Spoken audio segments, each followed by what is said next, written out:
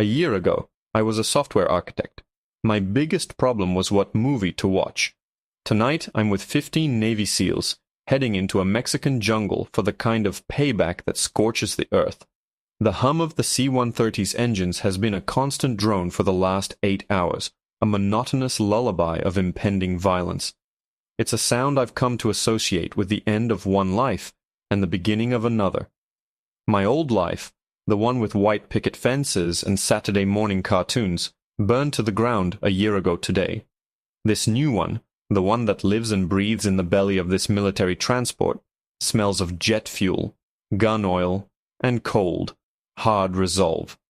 I look across the dimly lit cargo bay, my eyes tracing the silhouettes of the 15 men sitting with me. They are ghosts, shadows clad in combat gear, their faces stoic, unreadable. These aren't soldiers for hire. They aren't mercenaries. They are Navy SEALs. The best of the best, operating so far off the books, they might as well be on another planet. And they work for me. Or rather, they work with me, a fine distinction their commander, a man they call Reaper, made very clear. How does a man like me, a software architect who used to design data compression algorithms, get a private audience with 15 of the most dangerous men on the planet? The answer is twofold. First, I sold my company, every patent, every line of code I'd ever written, for an obscene amount of money, enough to make a king blush.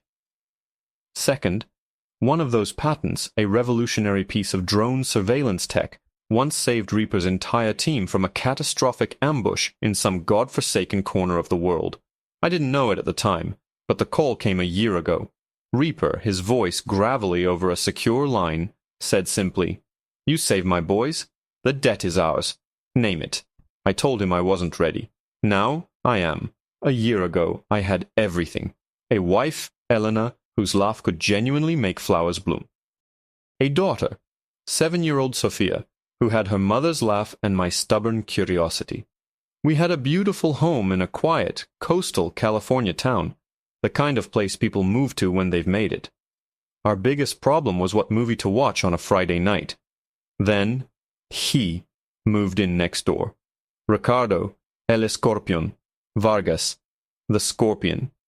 At first we knew nothing. He was just a wealthy businessman with quiet staff and blacked-out SUVs. But then came the late-night visitors, the hushed, angry conversations in Spanish I'd overhear while watering my lawn. I did what any good citizen would do. I made a few calls. Anonymously, I thought. I reported suspicious activity. I thought the system would handle it. I was so naive. The system, it turned out, was on his payroll. The local sheriff, the city councilman, all of them were his. My anonymous tip went straight to his desk. The lesson was delivered personally. I was working late one night, a product launch. I came home to find the front door slightly ajar. My heart hammered against my ribs, a primal drumbeat of pure dread. Inside, the house was silent. Too silent. In the living room, El Escorpión was sitting in my armchair, sipping my best scotch. 2 of his thugs stood by the fireplace. He smiled, a cold, reptilian thing. "You should have been a better neighbor," he said, his voice a low hiss. "A man's home is his castle. You tried to invite snakes into mine, so I have shown you what a real snake can do." He made me watch the security footage from earlier that evening. He made me watch as his men dragged Elena and Sophia from the house. He made me listen to their screams, to Sophia crying my name. Papi. Papi. A sound that has echoed in my skull every second of every day since. Then he stood up, wiped the rim of the glass with a silk handkerchief, and walked out. The police report would say it was a home invasion gone wrong. A robbery. They listed my wife and daughter as missing, presumed victims of a kidnapping. But I knew. It wasn't a kidnapping. It was an erasure. He hadn't taken them for ransom. He had taken them to break me, to show me what happens when you poke the scorpion. For a year I've been a ghost myself. I died that night with them. The man who remained was something else, a hollowed-out vessel filled with nothing but cold, calculating rage. I liquidated my assets, disappeared from my old life, and used my tech skills to hunt him. I traced his empire of filth across the globe, mapping his network, his finances, his safe houses. And I found it. His fortress. A sprawling hacienda deep in the Mexican jungle. A place where he feels untouchable, where he keeps the things he values most. That's where I'm going. Not to kill him. That would be too easy. I'm going to do what he did to me. I'm going to take everything. The red light above the ramp flashes on, bathing the cabin in a hellish glow. The seals stir, a synchronized movement of lethal purpose. They perform their final checks, the quiet clicks and snaps of gear, a prelude to the symphony of destruction to come. Reaper catches my eye from across the bay. He gives me a short, sharp nod. The question is clear in his eyes. Are you ready for this? I grip the cold steel of the rifle in my hands, a weapon I've trained with until it feels like an extension of my own arm. I am not the man who lost his family. I am the consequence. 5 minutes, the loadmaster yells over the roar of the engines. One of the SEALs, a tech specialist nicknamed Oracle, has been staring intently at a ruggedized tablet connected to my drone network. We have a stealth drone loitering at 40,000 feet above the target, feeding us real-time intelligence. Suddenly his eyes go wide. He holds up a hand, silencing the pre-jump chatter. Boss! Reaper! You need to see this, he says, his voice tight. Reaper and I are at his side in a second. Oracle points to his screen. We've been piggybacking their comms network. Just intercepted an internal audio file from the main compound. It was recorded less than an hour ago.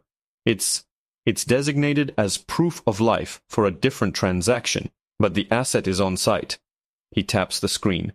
The audio file plays, tinny and distorted through the small speaker, but the sound cuts through the engine noise and straight into the hollow space where my heart used to be. It's a little girl, crying, and then a single, desperate word. Puppy. The sound stops, but the word hangs in the air, an echo that rips through the last year of scar tissue and exposes the raw, gaping wound beneath. Puppy. My daughter's voice. My Sophia. The drone of the C-130 fades away. The scent of gun oil vanishes. The cold weight of the rifle in my hands is gone. For one crystalline, agonizing second, I am back in our living room, and she is calling for me from her bedroom, asking for one more story. A hand clamps down on my shoulder. Hard. It's Reaper. His grip is like iron, grounding me, pulling me back from the abyss. Breathe, he commands, his voice a low growl that cuts through my paralysis. Oracle, where did that come from? Give me a location, now. Triangulating, Oracle says, his fingers flying across the tablet screen. Signal originated from the north wing of the main villa, second floor, but it's bouncing off their internal mesh. I can't pinpoint the exact room from up here. We'll need to be on the ground. Reaper's eyes, cold and dark as a winter sea, lock onto mine. The mission has changed, he says, his voice devoid of any emotion except absolute authority. This is no longer a decapitation strike. This is a rescue.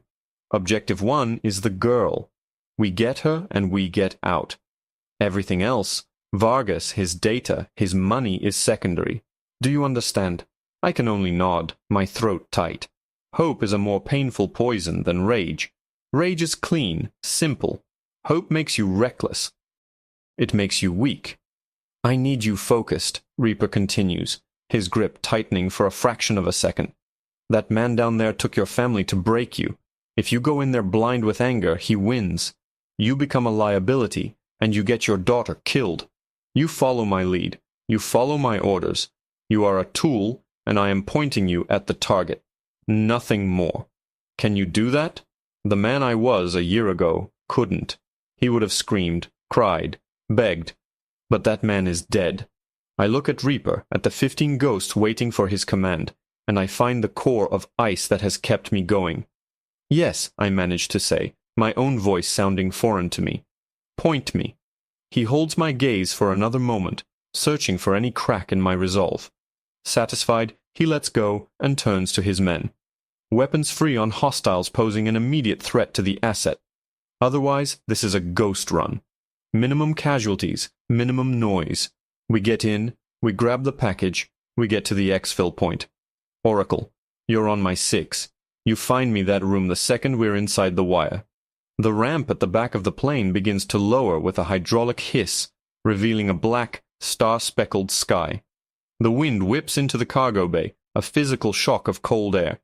My daughter is down there, alive. The thought is a drumbeat, a mantra.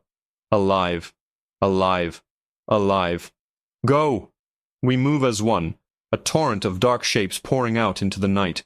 The fall is a violent chaos of roaring wind. I pull the cord. The jolt of the parachute opening feels like being snatched from the jaws of death. Then silence. A profound ringing quiet as I float beneath the silken canopy. Below me the jungle is an endless, inky black ocean, and in the middle of it, a spiderweb of lights. The hacienda. His kingdom. I can see the main villa, the guest houses, the barracks for his private army.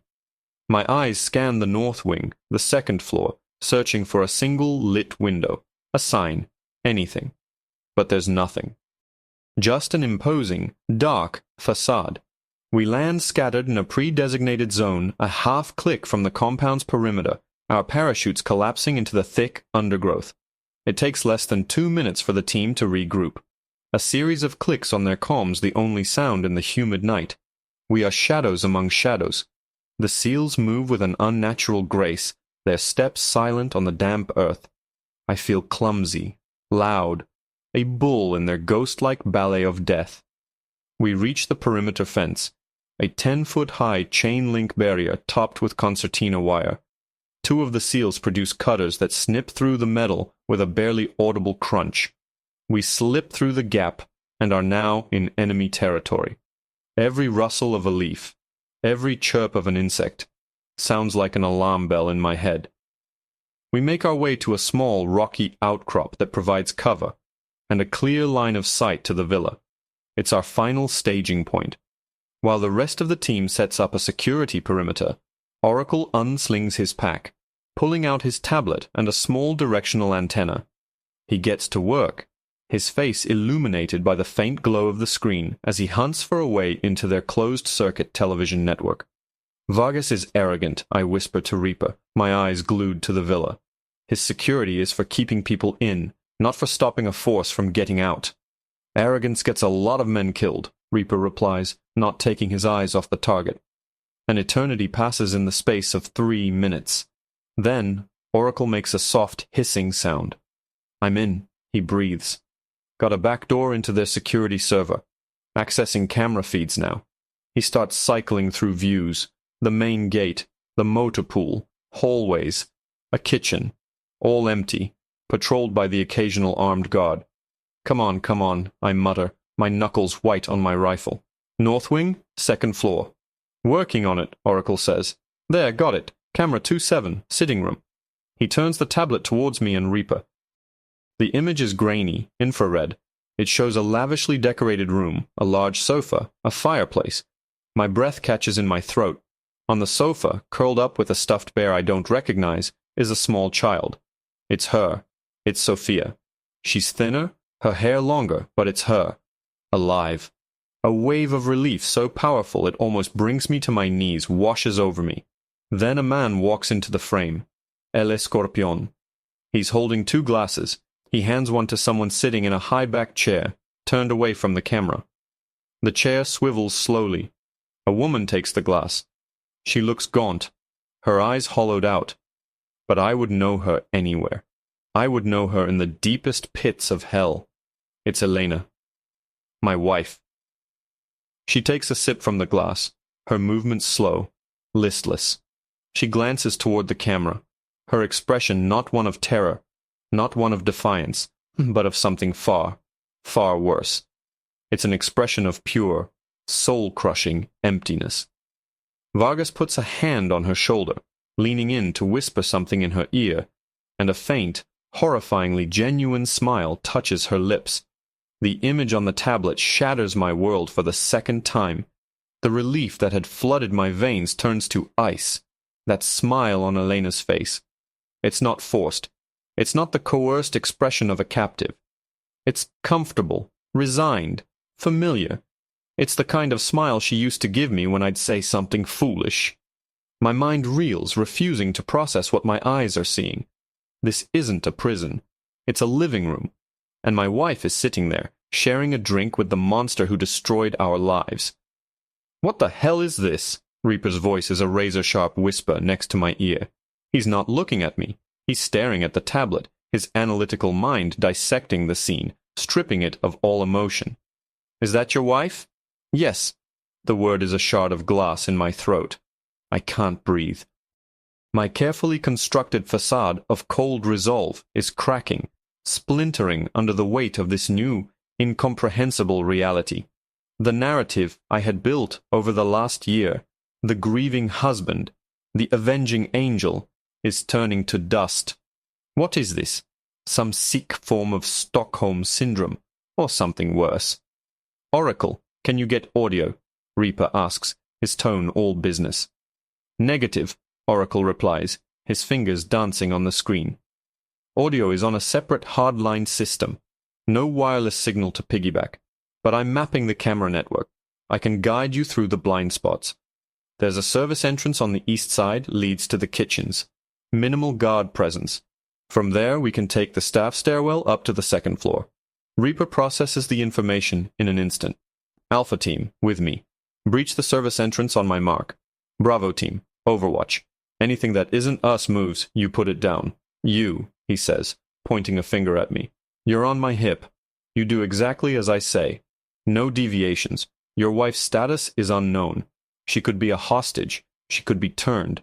Until we know, she is a non-combatant, but she's not an ally. Is that clear? I nod dumbly, my eyes still fixed on the screen. Elena leans her head back against the chair. Vargas laughs at something she says, his hand lingering on her shoulder. The casual intimacy of the gesture is a physical blow. It's wrong. All of this is wrong. Sophia stirs on the sofa, and Elena glances over, her expression softening. She gets up, walks to the sofa, and gently pulls a blanket over our daughter. My daughter. Our daughter. The woman I'm watching, the one tucking in our child under the watchful eye of a killer, is she still my wife? Move, Reaper orders. The word galvanizes the team. We melt back into the jungle, circling around to the east side of the villa. The sounds of the jungle, the scent of damp earth and decaying leaves, do nothing to ground me. I'm adrift in a sea of betrayal and confusion. My mission was simple. Rescue my daughter. Avenge my wife. But what do you do when the woman you came to avenge is seemingly living a quiet life with her captor? We reach the service entrance, a single steel door tucked away in an alcove. Two of Reaper's men, Breach and Ghost, move forward. Breach places a small charge on the lock while Ghost uses a fiber-optic scope to peer under the door. He gives a thumbs up. Clear. Reaper gives the signal. There's a soft muffled pop, and the door swings inward. We pour into the building, a silent, deadly river of black-clad operators. We're in a pristine, stainless steel kitchen. It's empty. The air smells of garlic and roasting meat. On a counter, a half-eaten plate of food sits next to a child's sippy cup. Sophia's. The domesticity of the scene is surreal, clashing violently with the high-tech weaponry and grim purpose of the men surrounding me. We move through the kitchen and into a narrow corridor leading to the staff stairwell. Oracle is whispering coordinates and directions into our earpieces. Two hostiles, bottom of the stairs, stationary. Reaper holds up a hand, and the team freezes. He gestures to two of his men, who glide forward, their suppressed pistols drawn. I hear two soft, almost gentle, thumps, like pillows falling on a carpet. Then Reaper's voice in my ear. Clear. Proceed. We ascend the stairs, our boots making no sound on the concrete steps. Every floor, every landing raises the stakes. My heart hammers against my ribs, a frantic prisoner trying to escape its cage. My mind is a maelstrom. Is Elena a victim, broken beyond recognition? Or has she made a choice, a deal with the devil to protect Sophia, or worse, to protect herself? Second floor, Oracle whispers. Hallway is clear. The target room is the third door on your left. Camera 2 to 7 is inside that room. There's another camera in the hallway, 20 feet past the door. You'll have a 7-second window when it pans away. We reach the top of the stairs and stack up against the wall of a long, richly carpeted hallway. It's decorated with expensive art and ornate furniture. This is the heart of the beast's lair. I can feel it. Sophia and Elena are just feet away. "Wait for my signal," Reaper murmurs. We wait in absolute silence, a tableau of coiled violence. The seconds stretch into an eternity. I can hear the blood pounding in my ears. I adjust my grip on my rifle, the cool metal a comfort against my sweaty palms. "Now," Reaper breathes. We move. We are a fluid shadow, flowing down the hallway, covering the distance to the door in a heartbeat. I'm right behind Reaper. He reaches the door, his hand resting on the knob. He looks back at me, one final questioning glance. "Are you ready?" I give him a sharp, determined nod. This is it. All the pain, all the planning, all the rage of the past year has led to this single moment, this one door. Reaper turns the knob. It's unlocked. He pushes the door open just a crack, peering inside. Then he freezes. His body goes completely rigid. I see the muscles in his jaw clench. He slowly pulls back from the door, his eyes wide with something I've never seen in them before. Shock. Utter, profound shock. He looks at me, and his lips form a single, silent word. Trap. Before I can process it, before I can ask what he saw, the floor beneath my feet vanishes. A trapdoor. I'm falling. My rifle flies from my grasp as I flail in the sudden, stomach-lurching darkness. I land hard on a sloped surface, a metal slide that sends me careening downwards into a deeper blackness. I come to a jarring halt in a small, pitch-black room. A heavy metal door slams shut above me, plunging me into absolute darkness and a silence broken only by my own ragged breathing. Then a single spotlight snaps on, blinding me. It's focused on a chair in the center of the room. Sitting in that chair, a cold, predatory smile playing on his lips, is El Escorpión. "Welcome," he says, his voice dripping with amusement. "Elena told me you would come." The world narrows to the spotlight, to the man sitting in its glare. My mind, which had been a chaotic storm of questions moments ago, becomes icily calm. The confusion evaporates, replaced by a pure, diamond-hard certainty. Elena. She didn't just surrender. She joined him. She became the bait. My wife, the woman I mourned, the woman I was willing to burn the world down for, had handed me to my enemy. The betrayal is a physical thing, a cold blade twisting in my gut. "She's a remarkable woman," Vargas continues, savoring my stunned silence. He gestures to a monitor I hadn't noticed in the darkness. It flickers to life, showing the hallway upstairs. Reaper and his team are gone. Vanished. "Don't worry about your friends. We have other accommodations for them. Special forces are so predictable. Always the silent entry, the quiet takedown. I find it so much more effective to simply open the door you want them to come through." He stands and walks out of the spotlight, becoming a silhouette. "You took so much from me, you know. Not just money. My anonymity. My peace. You made me conspicuous. And for that, there is a price." Elena understood that. She understood that survival is about adaptation. "You," he says, his voice laced with contempt, "you are still just a foolish man trying to punch a god." Another light switches on, illuminating a section of the wall. My blood runs cold. It's a glass pane. Beyond it is a room. A small, sterile room. And inside, strapped to a medical chair with an IV in her arm, is Sophia. She's asleep, her small chest rising and falling rhythmically. Her stuffed bear is on the floor beside her. "She is fine," Vargas says, noticing the direction of my gaze. "A mild sedative. I am a monster, yes, but not a barbarian. The plan was quite simple. You see, your drone technology, the one your government friends use, its encryption is a masterpiece. My associates in certain foreign governments would pay a fortune for the master keys, a price that makes your entire net worth look like pocket change. Elena was kind enough to inform me that you are the only one who has them, and you are a very sentimental man." He steps back into the light. In his hand is a small remote with a single red button. This button controls the drip into your daughter's IV. Right now it is a simple saline solution, but with one press it will deliver a cocktail of chemicals so potent, so fast-acting. Her heart will simply stop. No pain. She will just sleep forever.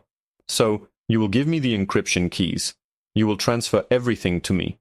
And in return for your wife's loyalty and your cooperation, I will let you and your daughter go. You have my word. His word. The word of a scorpion. Rage, cold, and absolute floods my senses. I look at Sophia, my beautiful, innocent daughter, used as a bargaining chip. And I look at the man who did this, the man my wife chose over us. In that moment, something inside me, the last vestige of the man who designed algorithms, dies forever. Okay, I say, my voice steady. You win. Vargas smiles, a victor's smile. I always do. The tablet is on the table beside you. I turn and see it. A high-spec military-grade tablet connected to a satellite uplink. I pick it up. My fingers feel clumsy, numb. I begin the process, my mind working on pure instinct. I access my hidden servers, navigating firewalls and security protocols that were once my pride and joy. I can feel Vargas's eyes on me, his smug satisfaction a palpable force in the room. There's a fail-safe, I say, not looking up from the screen, a dead man's switch. If my biometric signature isn't entered every 60 seconds, it wipes everything. So you'll have to stay close. Clever, Vargas purrs, stepping nearer. But not clever enough. I keep typing, my fingers flying across the virtual keyboard. I can feel his presence just behind me, his breath on my neck. He's so close, so confident. He thinks he has me, he thinks he's won. He doesn't know that for the past year, I haven't just been training with a rifle. I've been training for this exact moment. Almost there, I murmur. Just have to decrypt the final layer. And that's when I move. It's not a thought. It's an explosion of pure, focused violence. I pivot on my heel, the heavy tablet swinging in a vicious arc, smashing into the side of Vargas's head with a sickening crunch. He stumbles back, stunned, a look of pure shock on his face. He never saw it coming. I don't give him a second to recover. I lunge forward, grabbing the hand that holds the remote, and slam it down onto the edge of the table. Bones snap. He screams a raw, guttural sound of agony, and the remote clatters to the floor. But I'm not done. My rage is a white-hot inferno. I drive my knee into his stomach, then bring my elbow down on the back of his neck. He collapses. I'm on top of him in an instant, my hands closing around his throat. His eyes are wide with terror and disbelief. The god is bleeding. The god is choking. This is for Elena, I snarl, my thumbs digging into his windpipe. The one you killed. I tighten my grip. And this is for Sophia. His face turns purple, his legs thrashing uselessly. He is nothing. A bully. A snake. And I am the man who has come to crush his head. Just as his struggles weaken, a voice cuts through my rage, tinny and distorted, but clear.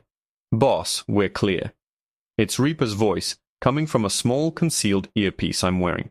The fail-safe I mentioned to Vargas wasn't for my servers. It was for them. The tablet wasn't just a tablet. It was the command console for my drone. The entire time I was decrypting, I was actually disabling the compound's internal comms, overriding their electronic locks and feeding Reaper's team a real-time schematic of this entire sub-level prison. The trap wasn't for me. It was for him. I release my grip on Vargas's throat. He falls to the floor, gasping and choking. A moment later, the metal door to the room slides open. Reaper stands there, flanked by his men. He gives a curt nod. "Package is secure," he says. "We found your wife. She put up a fight." He doesn't elaborate. He doesn't need to. I walk over to the glass pane and look at my sleeping daughter. Another one of the SEALs is already inside, carefully removing the IV from her arm. He lifts her gently, wrapping her in a tactical blanket. She's safe. It's over. As we make our way out through the chaos of the now secured compound, I don't look back. I don't need to see what happens to Vargas or to Elena. They are ghosts now, remnants of a life that no longer exists. Reaper walks beside me as I take Sophia from the medic, holding her sleeping form in my arms for the first time in a year. She feels so small, so fragile. The debt is paid, Reaper says quietly. I look at him, at the faces of the men who walked into hell with me. Not yet, I say. I transfer the final set of codes on my own phone. Vargas was right. His associates will pay a fortune for his network. His shipping routes, his contacts, his bank accounts. I just made them all an anonymous offer. The winning bid will be deposited into a trust. For the families of fallen operators. A flicker of something respect, perhaps, crosses Reaper's stoic face. He just nods. As we ascend in the extraction chopper, banking over the dark jungle, Sophia stirs in my arms. Her eyes flutter open, hazy and confused from the sedative. She looks up at me, her brow furrowed for a moment as she tries to place my face. Then recognition dawns. A slow, sleepy smile spreads across her lips. "Papi," she whispers, her small hand reaching up to touch my cheek. "You came." I pull her closer, burying my face in her hair, the roar of the helicopter blades washing over us. He took everything from me. My home, my wife, my life. But he was wrong. He didn't understand. The only thing that ever truly mattered was right here, safe in my arms. And tomorrow, for the first time in a long, long year, we were going home.